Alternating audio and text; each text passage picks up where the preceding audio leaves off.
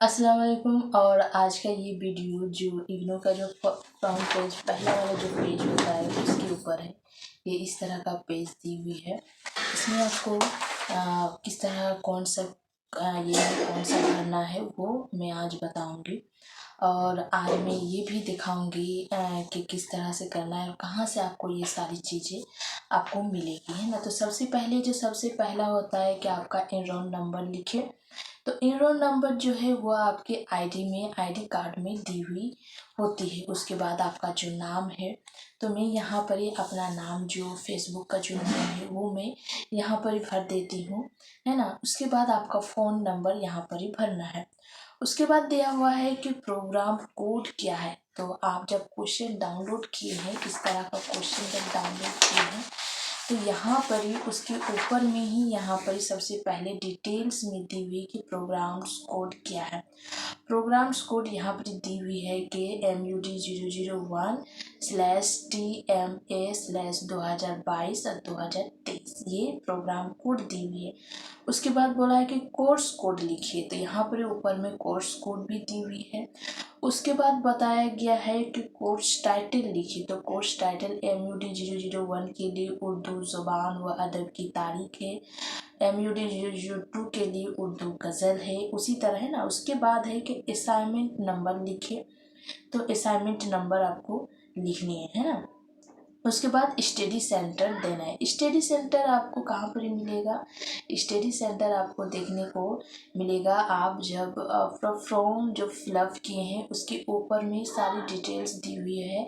Regional centre आपका क्या है, स्टडी सेंटर क्या है, स्टडी सेंटर का कोड क्या है, तो वो वहाँ पर ही आपको देखने मिलेगी, है ना।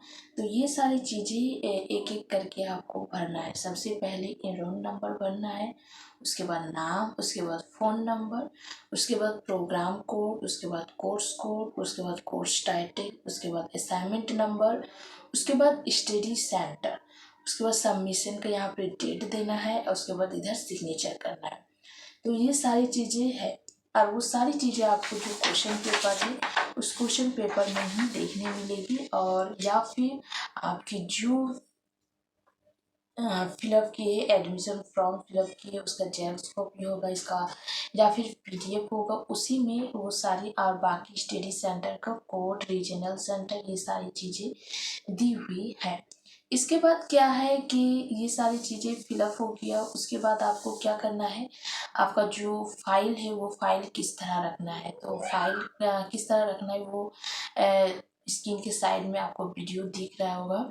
वहाँ पे क्या है, इस तरह का एक फाइल लेना है। जैसे वो प्लास्टिक वाला फाइल ज़्यादातर स्टूडेंट जमा नहीं करते हैं, यही वाला फाइल जमा करते हैं। तो ये इस तरह का होता है। और सबसे पहले जो वो पहला वाला जो डिटेल्स दी हुई है वो डिटेल्स आपको भरना है। ये वाला डिटेल्स आपको भरना, पेज रखना है। उसके बाद क्वेश्चन रखना है। उसके बाद ये एक में फरहत शेख का एक ये लिखे कि कौन सा पेज में कौन सा सवालात दिए हुए हैं, वो मैं ये खुद से रेडी की है ना। इसका भी आपको फोटो मैं दे दूंगी, दिखा दूंगी इसमें, है ना। वो आप देख सकते हैं। तो ये चारों के लिए आपको एक अलग अलग करके रेडी करना है। और उसके ऊपर में ये नाम का एक इस तरह से चिपकाई हूँ मैं, है ना। या फिर आप खुद हैंड से भी अच्छी तरीके से लिख सकते हैं कि ये है।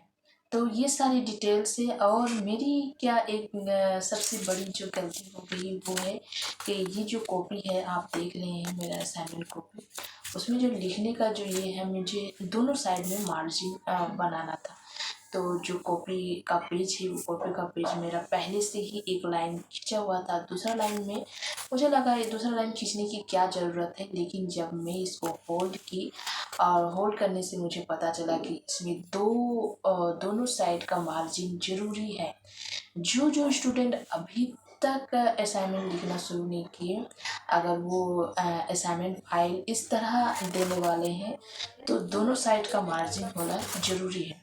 क्यों ना कि ये जो होल है तो उसमें होल जब आप कीजिएगा तो होल के दौरान ये इस तरह का आपका ये कट जाएगा। अगर मेरा क्या है मैं काफ़ी ज़्यादा शुक्रगुजार हूँ कि मैंने एक एक लाइन को छोड़ छोड़ के मैं लिखी हूँ, आप देख सकते हैं।